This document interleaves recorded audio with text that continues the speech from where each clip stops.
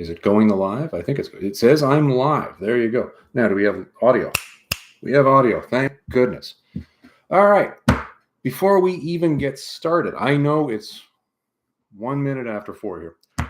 I am going into an immediate break to give people time to get online to this thing. I don't know how many people are going to show up for this, but we are going through a Q&A today.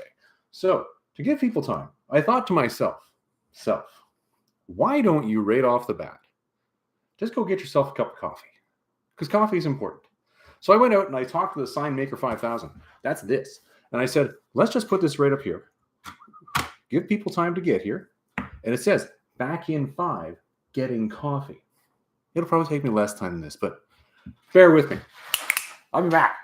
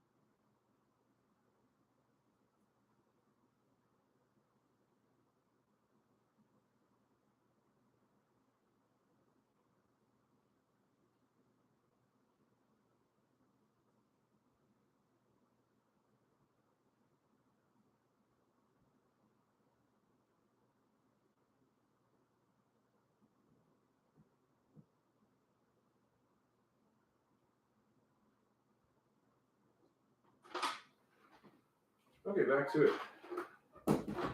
This is normally the part in the videos where I'm recording them, where I come walking across the shot, and I've rambled on singing a song of some sort. Let's just move things around here. Give me some space. Space is important. Oh, we have people. We have comments. Yes, coffee equals good.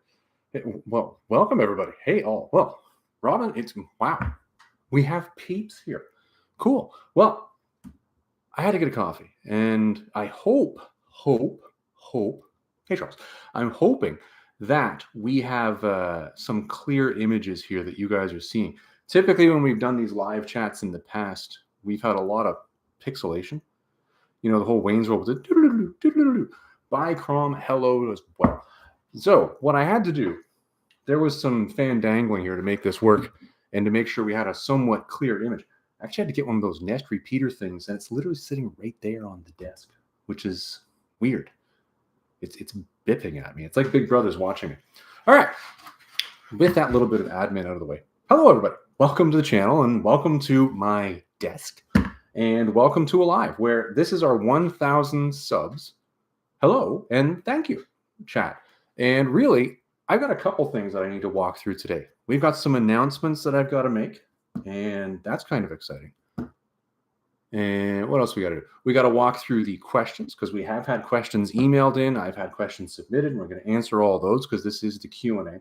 But the most important thing that I want to cover today is a big thank you to all of you viewers and subscribers that got me over that 1,000 subscriber hump. Let's just call it that. You know, it's funny. I think my channel became 7 years old 2 weeks ago, 3 weeks ago, something like that. And it's interesting that we were always trickling our way on up, and we were getting more people watching the videos, and we were getting more subscribers. But we just weren't getting there. For some reason, 1,000 seemed to be the number in my head where I said, I think this is what I want to shoot for. But we just didn't do it. Well, now, yes, Charles, now I am at 4,000 plus subscribers. I tell you, you pass the 1,000 point, suddenly things go rather quickly, and we've made it. And it's interesting that we're at that many subscribers, but we're at 200 plus videos for this channel. Yeah, I have recorded over 200 videos on this channel where we've talked about Conan, we've talked about comics in general, we've talked about Heavy Metal Magazine, we've talked about Kickstarters, we've had me rambling on with my old man rambles a lot. But we're there. We got past the 1,000. So because we had a variety of people say, hey, why don't you do a Q&A? We're going to do that today. So before we get into the Q&A, though, some of you, hold on, let's see the microphone over here. Microphone, get over here. There you go. Some of you, thank you, Robin. Some of us may have noticed that I posted something today where we've got some announcements to make. And by announcements, I mean we've had some really weird, cool things happen this year, which are things that I didn't see coming at all. And they got us here. So we need to talk through those. I guess, should we do announcements first? Let's do announcements first. Announcements first. Drum roll leading on up here.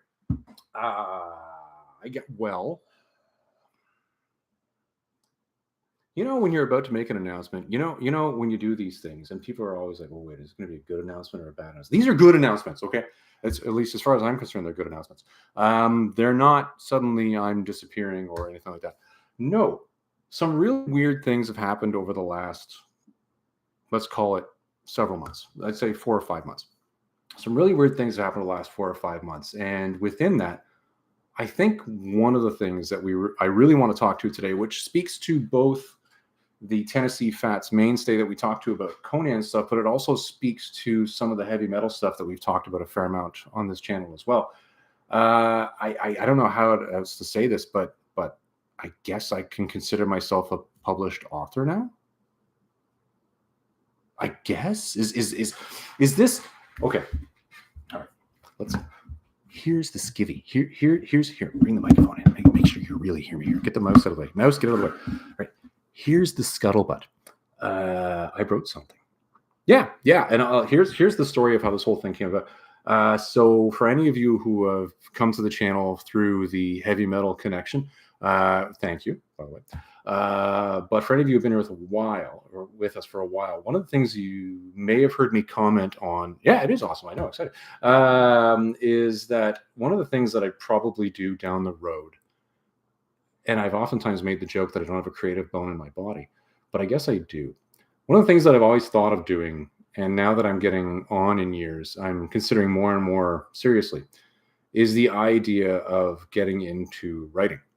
And getting into writing some of the stuff that really speaks to me. No, I didn't, Robin, don't worry. No, totally different genre. But I've wanted to do this for quite some time. And it's something that I've always sort of put in the background. And I'll tell you, in fact, hold on for a second. I'm going to show you guys something. So here's what we got. In my hot little hands here is the big book of ideas. And every time I come up with something that I think is kind of an idea that I want to talk to, it's getting scribbled down in here. And there's a lot of ideas written down in here. We've gotten a good chunk into this at this point in time. But within that, there are a couple that I've fleshed out a little more than others. And I'll show you guys something else over here. And I don't know if I discussed it. Actually, I probably didn't discuss this on the channel. through Heavy Metal Magazine and becoming part of the Heavy Metal Angry Mob. Hold on for a second. I need a sip here. I was barbecuing earlier, and smoke just gets, it's a thing. And when it's cold, it takes extra long to barbecue. What the fridge? Like 10 degrees outside. Something to barbecue on. Never mind that now. Heavy Metal, as part of the Angry Mob, has an Angry Mob e-zine. Now, this is a physical printout of issue number 1 up here. And if you're not part of the Angry Mob, you don't get a copy of this. If you are part of the Angry Mob, you get a copy of this. And in fact, one of the I guess what we'll say is the unspoken rules of the Angry Mob are what happens in the Angry Mob stays in the Angry Mob. But I can tell you this. When this video is done and I post it to my channel so that people later on can watch it, I will put a link in the description down below to a video on another channel where another member of the Angry Mob did exactly this. They bound their copy of the e-zine number 1, and they'll thumb through it and they'll show you what's in here. And I'll tell you, I was actually interviewed in this. I got to put this up here. I was actually interviewed in this as a member of the Angry Mob, and I thought that was really, really cool.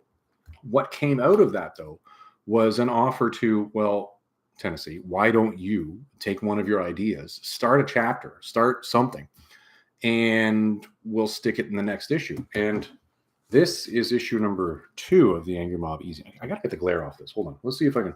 Because you see, I put a clear coat on the front, and it's far on this. Wow. There. This is number 2. 2. And in this, my story is actually published, or at least the first chapter of it. There's also a story in here by other members of the Angry Mob, by another member of the Angry Mob, as well as comics, which are quite interesting by other members of the Angry Mob as well. And my piece is right here. And it's amazing that it actually had art done by Will Simpson of Game of Thrones fame, that actually did some stories that went with, images that went with my story, which was a phenomenally mind-blowing thing. And they put this out there. So I'm considering this publishing. I'm a pulp writer. Yes. So what's funny is, since I put that pen to paper with that story, which is the story of Yo-Naa, which is, how do I put this into a close? Time travel sucks, okay? But that's not really the point of the story. It's very much a Cro-Magnon barbarian type sword and sorcery thing. So yeah, it's pretty cool. So that's kind of exciting, and it's in there. So that's chapter 1 of what's going to be the drawn out story that is the story of Yo-Naa. And I've already flushed out in the big book of ideas the next, well, I flushed out the majority of the rest of the story, but I've really fleshed out the idea of the next bunch of chapters that are going with us. So that's kind of cool. It's funny, I watch a YouTube channel somewhat regularly, which is called the Y-Files. And in that, they go through these wonderful conspiracy theories. Not that they debunk them or they go with them. But the running joke in it is there's always a book. And it just made me chuckle so much that I was watching the last episode, and Hecklefish was making fun of the fact that there's always a book. And I'm like, yeah, I'm literally in the process of putting something together right now. So yes, that's announcement number 1. Yes, so first story is out, and I'm rather excited about that. And I know when I posted the image of what we're going to announce and walk through today, one of the comments that came back was, well, you're going as a zine review with an exclamation point. I don't think I'm going to do a zine review yet because I haven't finished reading it. I still need to get through that. So that's pretty cool. That's pretty cool, and I didn't see that coming, and that's a very exciting thing. As time goes on and I get to develop more of this and more of it gets out there, we'll probably be talking about it a little bit more on the channel just to share it with you guys. Not that I'm trying to plug it or push the merch or anything of the sort, but yeah, that's pretty darn cool. That's neat. I didn't see that coming, and I'm very thankful that at this point in time in my life, it happened. Because I got to tell you, I wasn't planning on even putting pen to paper until I actually retired from my day gig. Pretty weird stuff. So that was announcement number 1. Announcement number 2. Does anybody have any questions about announcement number 1 before I jump on? I'm going to give you guys a sec. Oh, look, balloons. Oh, this is the thing. It's got the whole responsive thing where it's responding to my physical thing. So this, I guess, makes balloons. Is that what just happened there? I get this wrong every time. Doesn't matter. All right, so that's that. And I guess I am sitting on the world's squeakiest chair because this is the only chair I have on my desk. So announcement number 2. One of the things that we do on the channel here is we talk through a lot of prose pieces. And sometimes we talk through, and you'll notice with the battle royales that we've done, which was really my pet project here on the channel, we were walking through the idea of, well, Robert E. Howard wrote a story that said this. Will the angry mob eventually see General Elise? You know, Charles, it's a very good question. I'm going to have to ask Zach. I think the intention is, and again, I don't want to put words in their mouths, but I suspect that down the road, these will become general consumption things. Don't ask me why. I'm not saying that they've said anything about that. It's just my gut feeling that it will be. Now, I'll tell you, one of the other rules of the Angry Mob is if you want a copy of the zine, you just need to be friends with somebody who's a member. So, you know, I'm sitting right here and I'm rather friendly. So, just throwing that out there in case you're interested. Just a tippity-tip an old email there. Okay, so the other thing that we do here is we talk through a lot of the stuff where we go through here. Yeah, wink, wink, exactly. Here's where we talk through a story, and then we talk about the comic adaptations. And oftentimes what we're doing is I'm also walking through, here's the stories or the prose pieces that I'm reading right now. But on this channel, I try to keep things rather spoiler-free. I know spoilers slip through from time to time, but we do try to do things rather spoiler-free. But I never really get a chance oftentimes to really do deep dives into the prose pieces that I read. When I refer to the library, when I say welcome to the library, which is right over there, it's literally my personal library. There's a lot of stuff in there. And people have asked me in the past, can you ever showcase things that are within your library? I can, and I would love to. The problem with it is I generally keep things rather succinct. Okay, I had to laugh just the fact that I said succinct with regards to any action that I do. In my videos, I attempt to make them a rather shrunken version of covering the written stories, but it's never really covered the stories in detail. So much to the Google's chagrin, and I'll tell you there's a story to that, I started another channel. And the other channel is running parallel to this. It's not going to take over my activities on this channel at all. I will continue to do exactly what I'm doing here, which is something we'll be covering in the Q&A afterwards. But the other channel is actually specifically built for podcasts. And the reason why it's built for podcasts is because it's me sitting at my desk talking about books and stories. And I can't think of anything that's possibly worse than sitting down and just listening or looking at me talk about books. Listening to me might be a little more entertaining, but you'd be punished with my ugly mug for like an hour if you're listening to one of the full things. So it's a podcast channel. I'm recording them in video format if you do want to watch them in video format. But as part of that is the videos and the audio content is publishing and it's being pushed. And right now, if you look up the Tennessee Fats Library podcast on Amazon Music, iHeartRadio, Apple Music. What's the other one? Oh, Spotify. If you look it up on any of those, there are 2 episodes that I already have up. In episode number 1, we went easy and I cheated a little bit where I did a deep dive on Robert E. Howard's story called Seekers. Not The Seekers. No, totally different. Seekers. Episode 2, I just finished all my notes on. It's actually right over here. Oh, easy. And in that one, spoiler, I'm covering an Edgar Allan Poe story. And the story in that is actually one I allude to at the end of episode 1's podcast. So there is a podcast out there. You can go ahead and search it up. After I finish this live stream, I will do some editing to the about information. Oh, well, thank you. I will do some editing to the about section for this channel, linking and providing a link directly to the other channel. The other channel will have links to the streaming services that it's on, and you can sit and listen. As I said, sitting and watching me talk about them, probably somewhat dull. But if you're already stuck doing something really dull, like running on a treadmill or going for groceries or anything like that, you can download them on whatever you're listening to your podcasts on, and you can listen to my dulcet tones walk through Seekers. Next one is going to be one that I referred to at the end of episode 1. Not episode 0. That's the general trailer. But no, episode 1. So those are the 2 big announcements that I had for today before we get into the Q&A. 1, I guess I'm published author? I guess? Yeah? Yeah. And two, the sister channel is now launched, which is the Tennessee Fats Library, where you can listen to me yammer on about all sorts of stories. If you have suggestions, I believe episode 1 on Spotify actually has a poll, a listener poll associated with it.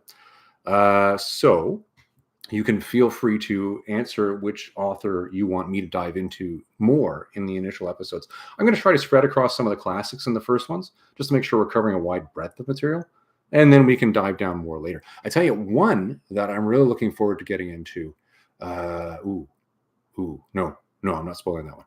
There's one I'm really looking forward to getting into that I haven't even read yet. And that's going to be one where I'm reading it for the first time and then going on it. So, we got some comments over here. Julian, no, you have not. Well, have you missed much?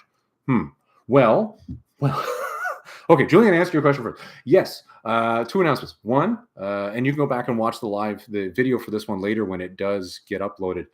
I had a story published in the Angry Mob Zine, which is exciting because I actually wrote something. And 2, we've launched a sister channel that does podcasts with deep dive on some stories.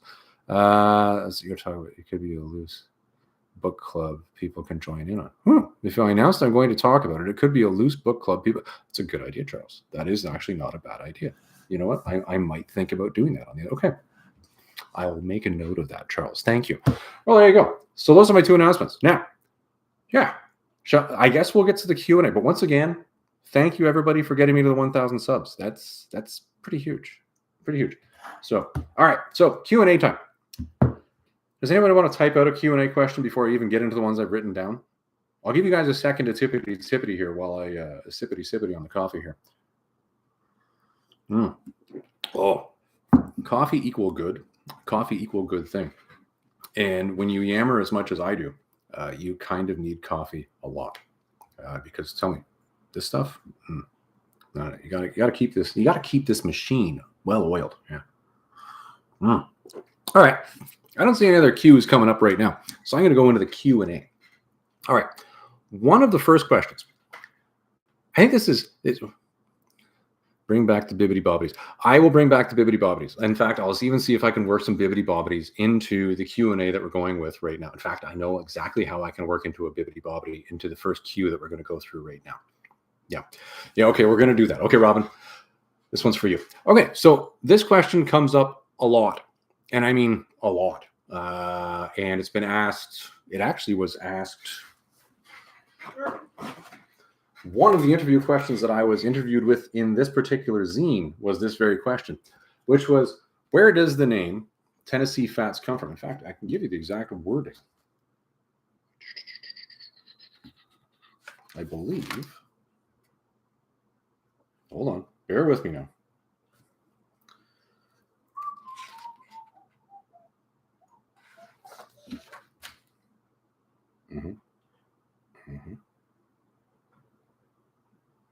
You know, now I can't seem to find the blasted question.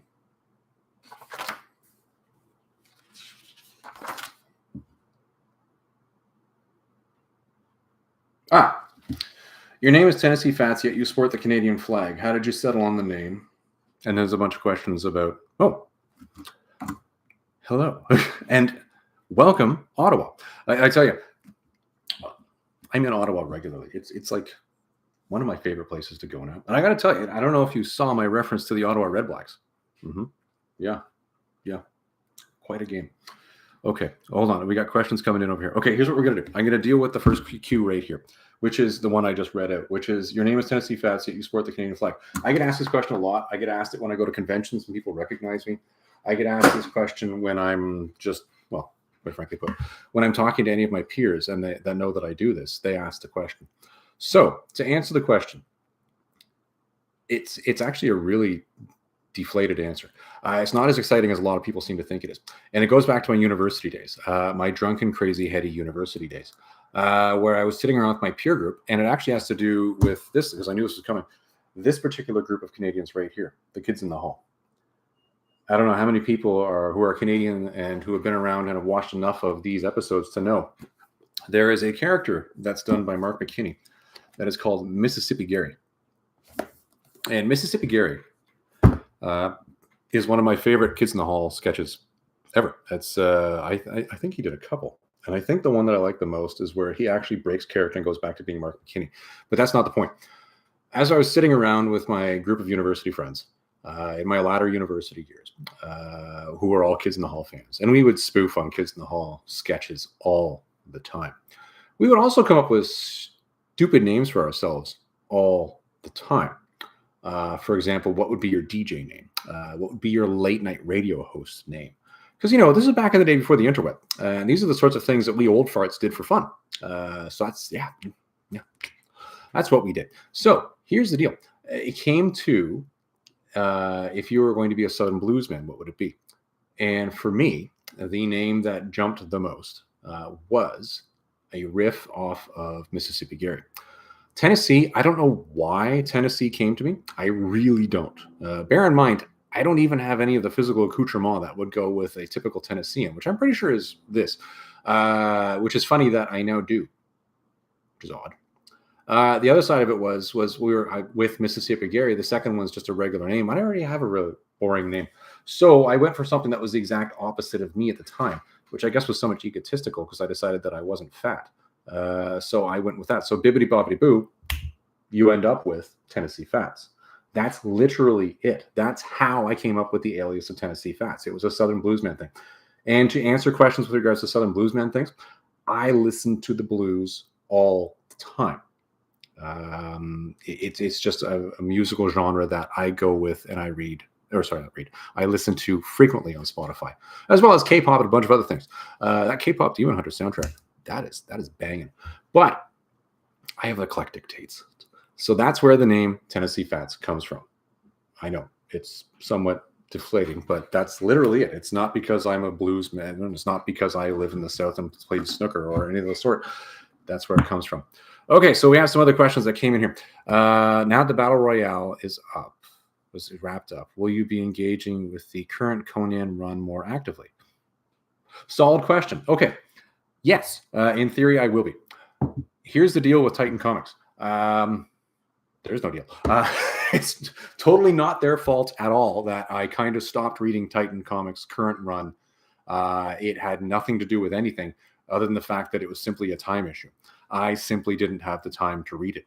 I continued to pick up my regular subscribed issues as part of my pull list, but I didn't really dive into it. And I think if we go back to the video library on the channel, I probably covered, I think, the first 3 story arcs.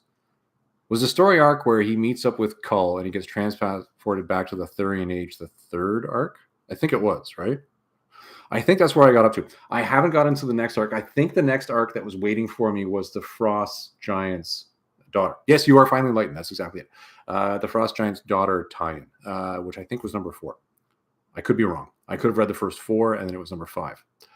I think I heard you singing Robert Johnson. That's exactly. No, you did hear me singing Robert Johnson's Hot Tamales and the Red Hot. Yeah, I got them for sale. Yes, I still have my CD box set in the basement with the complete recordings of Robert Johnson. And despite the fact I have gotten rid of many of my CDs, I will never get rid of that box set. You will pry that out of my cold, dead hands. Yeah. So yes, you have heard me singing that. So to answer that question. So yes, I will get more into the current Titan topics more because with the Battle Royales wrapped up, it's freed up a lot of time. As you can imagine, the Battle Royales are, I have to read the Robert E. Howard story again. Then I have to read the comic adaptations. Then generally I end up bouncing back and bibbity-bobbity what's happening in the story again. And then I've got to turn around and make all my notes. That's a really detailed process. And I know it doesn't seem like it because most of my videos are somewhat ad hoc and they go willy-nilly, but there's a lot of prep that goes into that. So yes, I will get more into the current Titan run. I have to get caught up on the reading. I tell you, I just released a video where I reviewed, what was the Conan book? Cult of the Obsidian Moon? That was the one, right? I just got into reading that, and that's from last year's crossover event. So that gives you a real sense of how far back I am. And in that, I even mentioned I haven't been keeping up with the reading at all. So I'll get into it. Yeah. Conan, yes, I know, Robin, you don't like Conan the Barbarian. You've shared that opinion. And I do appreciate that. Yes, Conan the Barbarian. Yes, I just read that one and I got caught up. So yes. Another question's come in. Have I had a chance to read the Atlantean series? No. Oh, the Kull story that's out, right? I have not had a chance to read that yet.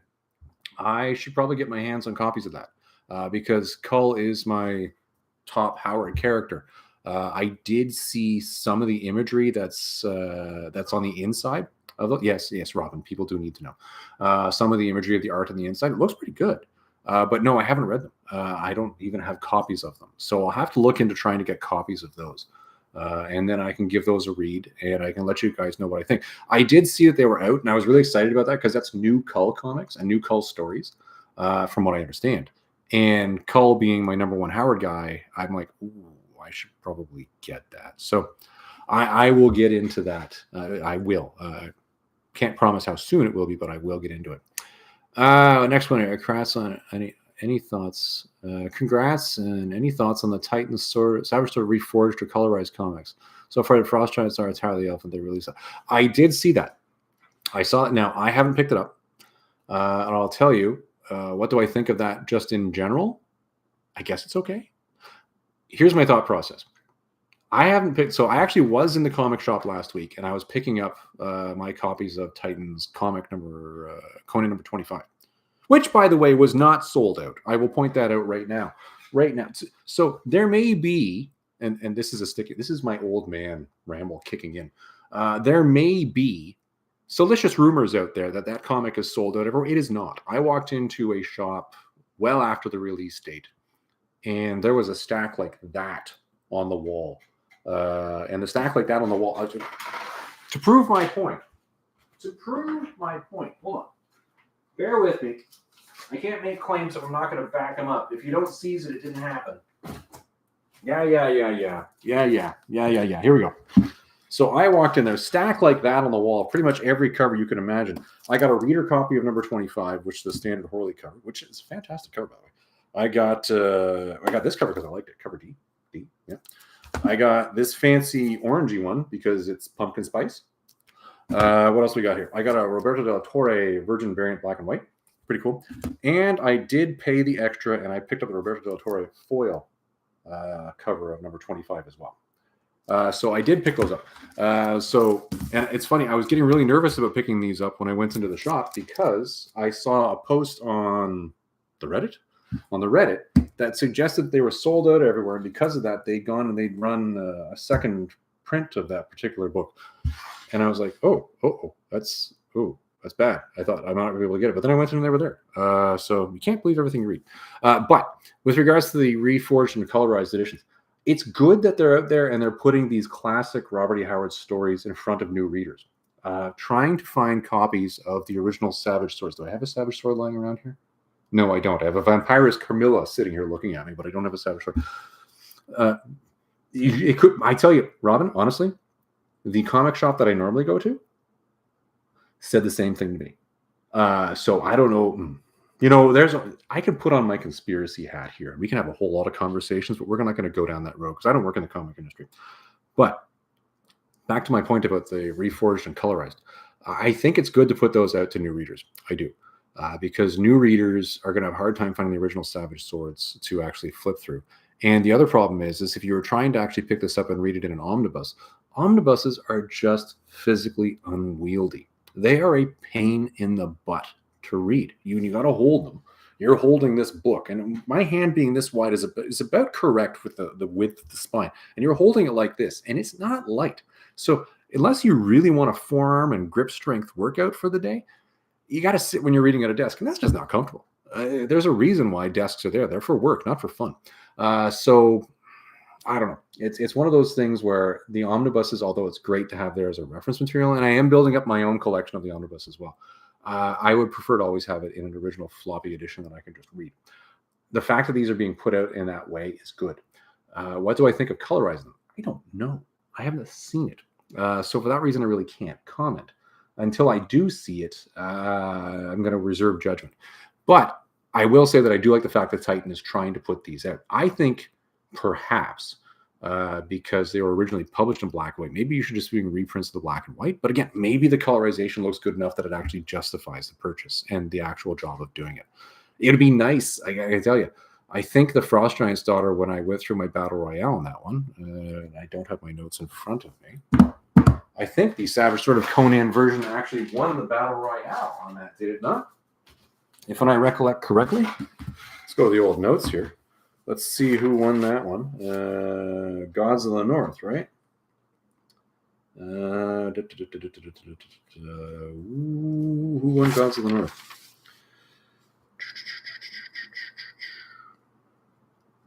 Well, I said Marvel was the winner. Did I take it from the Savage Sword, which was taken Savage Sword #1, which is a reprint of Savage Tales or did I take it from number 16 of the colorized comic? I can't remember, but I'm pretty sure Marvel did take that. With regards to the Tower of the Elephant, who won that one? Oh, I thought Dark Horse was the better adaptation of Tower of the Elephant. So yeah, I still like the Savage Sword of Conan edition. Well, tough one. I'm glad they chose those two. Let's just put it that way. But again, I haven't picked it up, so I'm going to reserve judgment on what I think of the colorization until I see it. I got to tell you, thus far, it takes a lot for me to really get pissed off at a colorization. So, yeah. Anyway, comment here. I prefer the black and whites. By the way, Blue Jays. Oh, thoughts on the Blue Jays in the World Seeing as you're a Canadian. I thought you were a Yankees fan, though. Saw you were yeah. Okay. All right. Things are about to get heated. No, just kidding. Here's the deal, guys. This year, yes, I am Canadian. This year, and this is where I've made a personal choice, and this doesn't speak for all Canadians. It speaks for me. And bear in mind, I have some pretty deep connections to the United States. I'm not going to go into details as to what they are, but I am closely tied, specifically to the southern United States for a variety of reasons. But due to what I'm going to call the current situation, I'm going to call it that, the current situation that's going on where we've got an escalating trade war between Canada and the United States, my primary home being Canada.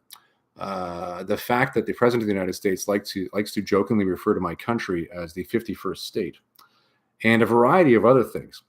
I have decided that for the next couple of years, I will not be entering the United States, number one.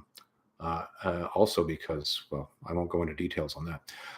But number two, that I cannot, in good conscience, continue to wear the baseball cap for the team that is my chosen team. That is my favorite team that I follow and I watch the games regularly, which is the New York Yankees. This has been a very painful year of sacrifice for me. And I know the Yankees got knocked out of the World Series and we're gone. I get it. But I have actually stepped back from baseball. I've boycotted baseball this year. And I'm boycotting the idea of supporting the Yankees specifically. And you'll notice that I'm currently wearing a Carlton Ravens cap. Go Ottawa. Go Ravens, go. Because when I made this decision, I put all of my Yankees hats into a bag and I said, I'll get you guys back out when it's time. I love you, but I'll see you in a little bit. So this is the reason why I'm not wearing a Yankees cap, and I won't be for the next little while, at least until possibly tensions between our two loving countries, which should be brother and sister, heal. Let's put it that way. What are my thoughts on the Blue Jays? I'm actually highly conflicted on the Blue Jays. And the reason I'm highly conflicted on the Blue Jays is because, well, they're my hometown team. They are here. But again, I'm a Yankees fan primarily.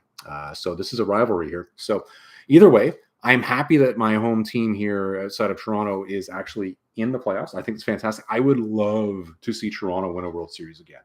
I am old enough to remember 92 and 93. I remember the wildness of downtown Toronto during that time. I can remember parking across 4 lanes of active traffic during the final playoff games in the suburbs. 4 lanes of an active road with no cars coming in either direction, got out and climbed onto the roof of my car and looked in both directions, and no cars came because everybody was watching those playoff games. It was huge. It was huge. So I would love to see that happen. The other problem is as a baseball fan and a fan of the sport overall, I am a huge Shohei Ohtani fan. He is a once-in-a-generation player.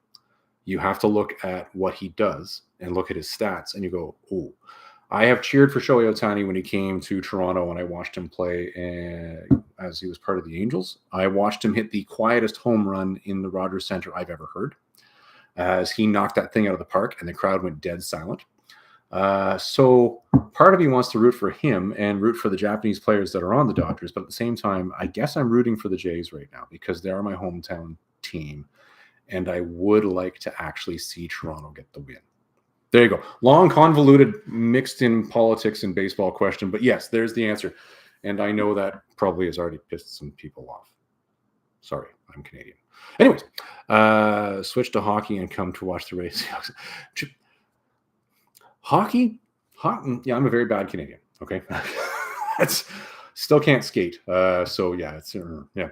So there's my thought. Okay. So I think I've answered the question with regards to the Blue Jays and the World Series. And yes, I am Canadian. And there you go. And I probably gave you guys too much information with regards to my political thoughts right now, but I had to give you an answer. I'll tell you the truth. Ask me anything. I'll try to give you as much as I can. Okay. Another question we had here, and I got these written down over here. You guys can keep typing them in over here as you want as we go. What are my favorite other Robert E. Howard characters? Charles, this is one of your questions. My other favorite Robert E. Howard characters. I mentioned before King Kull. King Kull sits right up high.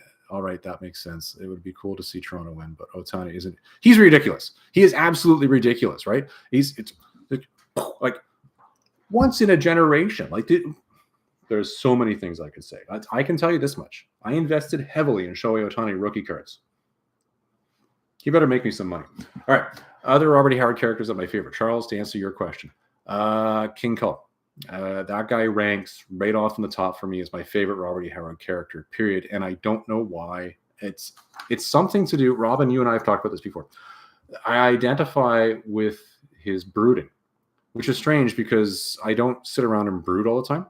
I have a hall of brooding. I call it the hall of brooding in the Casa del Fats. But I don't. But if you strip away the kingness, you strip away the Thurian age that he lives in, all you're left with is a really miserable guy. And I find that hilarious. And I know it's not supposed to be funny, but I find it funny. So for that reason, I do actually King Kull. Yeah, he's my number one. Number two was Conrad and Kirwan. When I picked up, I have a copy of The Horror Stories of Robert E. Howard. And it doesn't have all of his works in it, but it has a lot of stuff in there. And there are some Kirwan and Conrad stories in there that are really, really cool. So when you start going through those and you see what Howard wrote in and the world building that he was doing, those just really hit home for me. And I find them to be quite interesting. I think my favorite Conrad and Kirwan story is The Haunter of the Ring, right? Is that what it's called? The one where and it also because it ties back to the Hyborian Age, which is really, really cool. And I'm quite excited about everything. Every time I get to sit down and read that, I'm quite excited about it. So those are it. And my other, if I was to pick so I'm going to count Conrad and Kirwan as one because they tend to go together. Bran McMorn. Again, just like King Kull, the guy broods. He broods. He emotes. He emotes in his writing, which I find quite funny. Now, I'm going to tie this into the second question that you asked, Charles, but I think went after this one. Which comic run would I suggest to introduce someone to the character that they've never read before? And I'm assuming that what you meant by this is the Howard characters. And I'm going to go with the ones that I talked about here because I did make notes on this. This is probably a really unpopular opinion, but I will say this. I think the best comics to start reading for Conan, if you've never read Conan before and you want to read Conan comics, it falls into the doldrum years for Marvel, or what leads into the doldrum years for Marvel. But at this point in time, they were Haunter of the Ring. Yes, that's the one. Yes, that's the one right there. And I know I'm going to be stoked for Scourge of the Serpent. Don't spoil it. Don't spoil it. But so if you were to pick up and say, I'm going to read Conan for the first time, what would I tell you to read? Go back to the Marvel original Conan the Barbarian comics. And you want to read issues, I think it's 182. Don't hold me to that. Up to issue number 200. There's a massive culmination of a long drawn-out story Marvel is building that leads up to issue number 200 of the original Conan the Barbarian comic. And in that, Conan interplays and relates to basically every other character and side character that's still alive at that point in time in the series that Conan's dealt with in his lifetime. And that series of 20 issues, let's just call it 20 issues for argument's sake, is possibly the greatest single piece of writing in comics that really speaks to the beast mode, over the top, I can do anything Conan the Barbarian. That, I would argue, is where anybody who wants to pick up Conan comics for the first time should start. Now, the only drawback to that is there is some if you get here, you should already know this aspects to that. But, Marvel did an excellent job putting asterisks at the bottom where the editor would throw in comments. And that's where you're going to do and see that's my top. That's my personal top of where you want to go. Robin, I'm not stealing all your thunder. I'm just saying this is the number one where I would say you're going to go to. Okay. Now that's for Conan. Bran Mac-Morn and King Kull. Okay. These two characters, if you're going to read a comic adaptation and introduce yourself to them, what you want to do is you want to pick up the comic adaptation of Kings of the Night, which is in Savage Sword. And if you have the King Kull omnibuses, they're in there as well. And in that Kings of the Night story, you're going to get excellent exposure to the brooding character of King Kull, but you're also going to get exposure to the brooding character of Bran Mac-Morn, which are very much the same character. And you'll see the interplay between them. And I think that's the best introductory story you can get for both of those characters.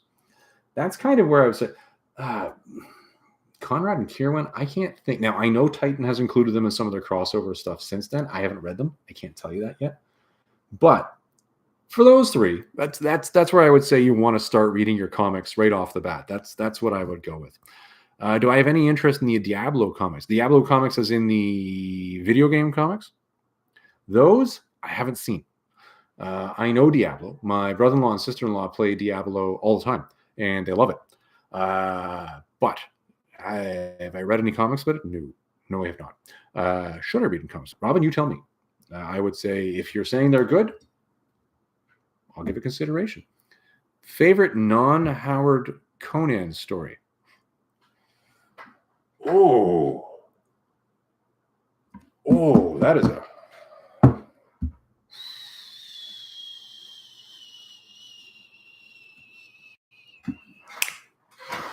Julian, hold on. Hold on.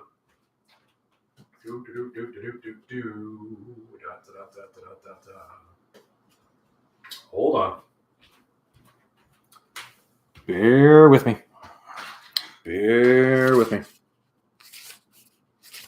You asked the question, I'll give you the answer.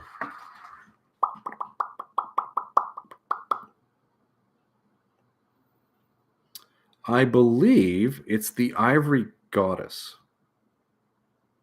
I think. Hold on. Let me jump forward to the page on that one.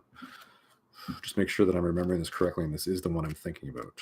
The Ivory Goddess. This is the one where he pulls off his Italian job like con job, right? I think so. Yes. Okay, Ivory Goddess. And I know it's an Elsberg de Camp story. That I think is my favorite non-Howard Conan story. It's funny. It's just spoofing. It's one of those cases where when you read that, and bear in mind the Jewels of Coralla, which happened just before that, it's very much a case of Conan going through it like, are you kidding me? We're doing this again. It's very tongue-in-cheek in the way that it's done. The rip-off, the Jewels of Coralla, that's exactly it. Because it's a second piece and a second take on it, and the writing for Conan in it is very farcical, and it's very funny. I think that's what makes it my favorite non-Howard Conan story. Now, take that away and just say to me, okay, well, what's the most... It's still good, exactly. What's the most... I would have to say the second most non-Howard. Ooh, those are good. Black Citadel... No. I think it's a John C. Hawking book. I think that's probably my next favorite when you're talking about that one. Gem in the Tower is still also very good. I think that's probably the one we're going to go with here. Yeah, that's those two I'd say are my top. Okay, there you go.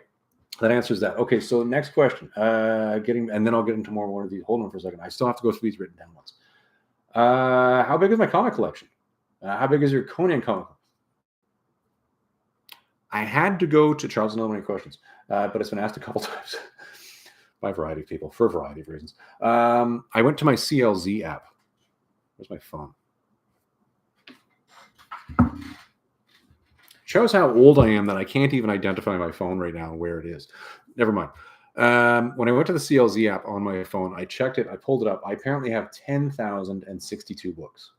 Now, that 10,062 books does mix the graphic novels and the omnibus and everything else that's sitting here mixed into the Tennessee Fats library. And it also probably includes a couple that I have since gotten rid of because I have a written down list of those and I have to remove those. So that's probably overstated, but I'd say it's around 10,000, which isn't bad. At one point in time, we were up to 26,000. Yeah, that was a lot. And we did a heavy paring down to get that to calm it on down. How big is the Conan collection? Okay, so to get the Conan collection, combined with those bagging boards, yeah, it's when you use drywall to back your boards, your comics, it tends to be a rather thick thing. Sometimes I feel like Fred Flintstone when I'm moving these things around. How many Conan comics in the collection? I had to go into the CLZ app and I had to go with how they classified books based on character, and it told me I have 1,072 Conan comics. That made me wonder. Because I don't think there has been 1,072 Conan comics. Now, I know there's a lot of duplicates in there. It also includes all the miniseries. It includes, again, the omnibus and the trade paperbacks and everything that's in here. So it could get up there. But 1,072 seems like a lot. It does seem like a lot. Yeah. But anyways, that's the number there. So that gives the answer to that one as well. We'll see more questions we have over here. What are my thoughts on Conan the Devourer of Souls?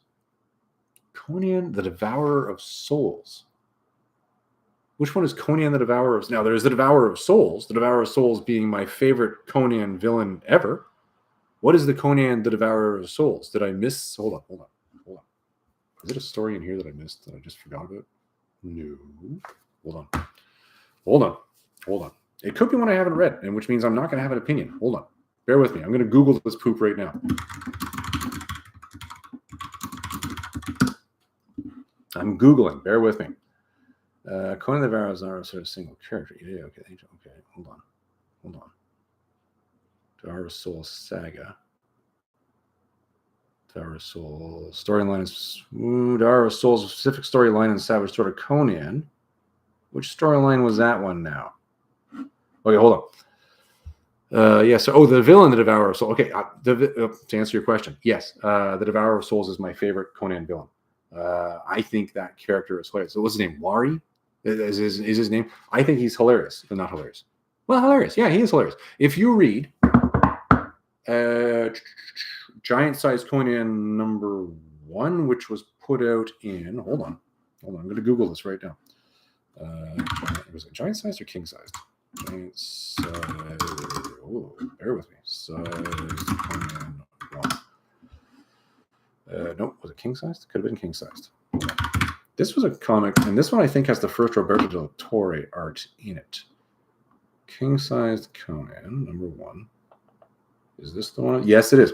So if you read King Size Conan #1, which was issued in 2020, cover date of February of 2021. In that, there is a absolutely hilarious story at the end of it, which is the one that's illustrated by Roberto Del Torre, where you have an aged and wary old King Conan having a nightmare. And in it, the Devourer of Souls is plaguing his dreams. I'm not going to spoil it, possibly the single greatest Devourer of Souls appearance you've got, even though it's a dream sequence. It's also hilarious in that the way they've written cold King Conan being as bitter as he is, and Zenobia really kind of losing her poopa. Classic. I love the Devourer of Souls. This is one of the reasons why leading up to Conan number 200, I think is one of the top Conan series that you can read. And that kind of answers that question. Another question that I had is coming. What is the next... Yeah, I got it right here. What is the next Robert E. Howard character that I'm going to cover in the Battle Royales? Okay. Next, King Kull. We are going to go into the comic adaptation comparisons of King Kull stories, where we've got I got the book right here to answer this question. We got the big book of Kull, The Exile of Atlantis, right here. And what we're going to do is we're going to start doing the comic adaptations, because there were Dark Horse adaptations of these, as well as Marvel adaptations of these. I believe we are going to have the last of the Dark Horse issues arrive. So we are going to make sure that that's actually done and in place before we start those. I don't want to go through it like we did with the Conan ones, where I'm halfway through and I find out that some of the comics I need just can't be found. So let's make sure we've got them all before we start. We will be getting into those. However, to be clear, because I know that question came up, this is going to be a while from now. We've got a lot of current Conan content we got to catch up on to bring us back to what I'm going to call 0, which is now. Then we'll get into those. Following that, we are probably going to move into Solomon Kane. I know that was another question as well. When am I going to cover Solomon Kane in the Battle Royales? That'll be following the Cull ones. Cull is my favorite. I've been waiting to get to it for a long time, so we're going to get to that. Didn't Devour Souls get an arc at the end of Christopher Priest? I don't know. Did he? I'll look it up. I'll find out, Robin. Yeah, and I think those are the last questions that I actually had. Yeah, I think everything else we kind of covered briefly. Does anybody else have any questions they want to type in on the side over there? I'm going to sip coffee while you're mulling. And Devour of Souls, definitely the best Conan villain out there. Wasn't there a story where he ended up having to grow really big and he had to fight off some sort of a monster? What was that? It was a giant monster demon thing in a city, and Conan released the Devourer of Souls to fight him. Why am I not remembering when that happened now? It was in a comic. It wasn't a written prose piece. Ooh.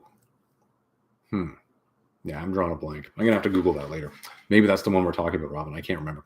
Anyways, that's it. That's all I got for you guys. I hope I've answered all of your questions. If anybody else has any other questions they want to come up with, now is the time.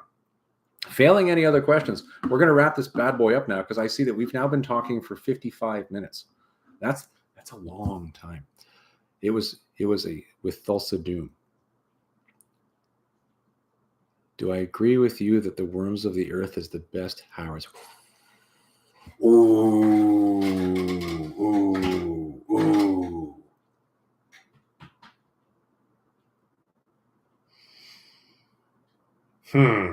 The best Howard tale, or the best sort of sword and sorcery Howard tale? Let's qualify this question here. Rogues in the House. Rogues in the House is very, very good. I do like Rogues in the House. Again, another very good tongue-in-cheek type Conan dealing with, are you kidding me? As the story's going on.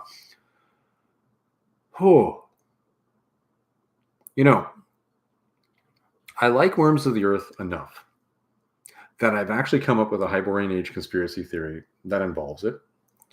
And I made all sorts of notes for it in my notebook over there. And I said, I'm going to do a video that covers this because we have talked about Hyborian Age conspiracy theories on this channel before. And I thought to myself, we should do this. But I liked it enough that I wanted to do all the research before I got into it. And then I found out that I was dead wrong on my Hyborian Age conspiracy theory. So I never actually got to do the video. So I actually do check things out. But I do really like Worms of the Earth. It is a really good story. Best Howard story. I gotta think now. Now, bear in mind, I haven't read all of Howard's works yet. I still have to go through a bunch of the stuff sitting up there on the shelf to deal with other characters that I really haven't dove into yet. I still like Queen of the Black Coast because I'm connected to it. I get that. Okay, I'll give you this.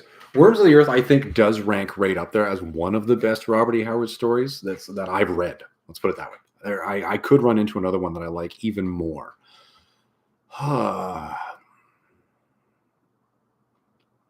I like Queen of the Black Coast. It's a personal taste thing. It's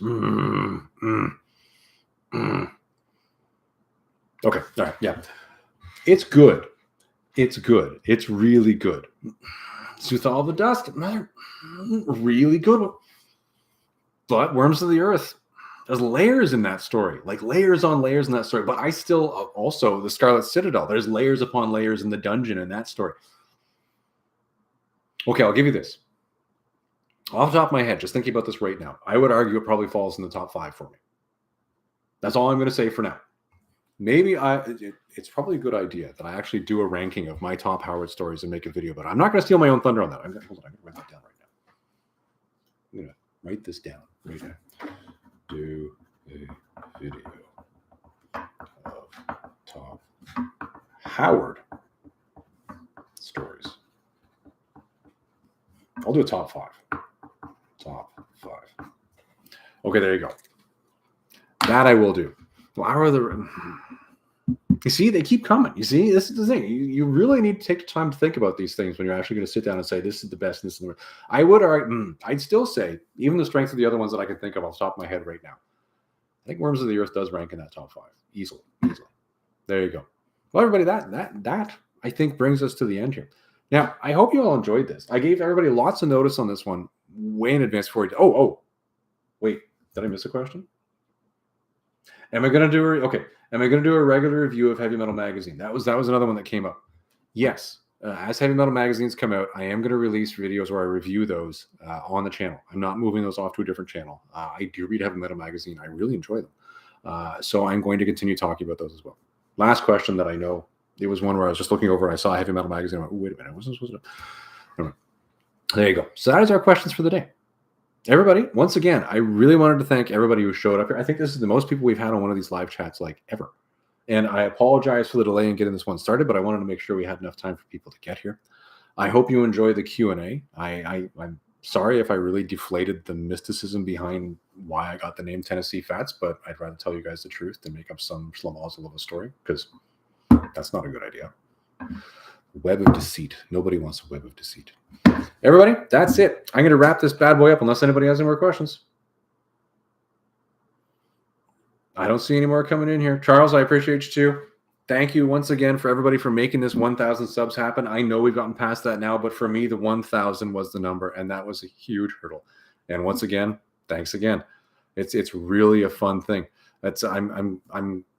You're welcome. You're welcome for all that I do here. I'm glad the battle royales are out there and they're getting enjoyed.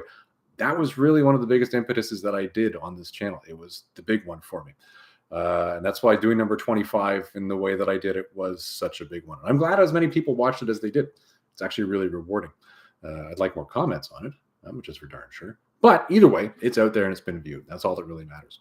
Everybody, have a great, as I say in the end of all of my videos, have yourself a great rest of the day, and we'll see you in the next video. Now I'm going to close this one off. Here we go. End stream. Now when I hit end stream, it's going to be a pop-up on my side. You guys aren't going to see.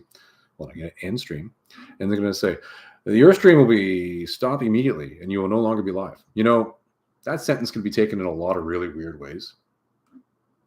I'm going to choose to take it in the way that we're ending the live stream. Let's go with that. I think so.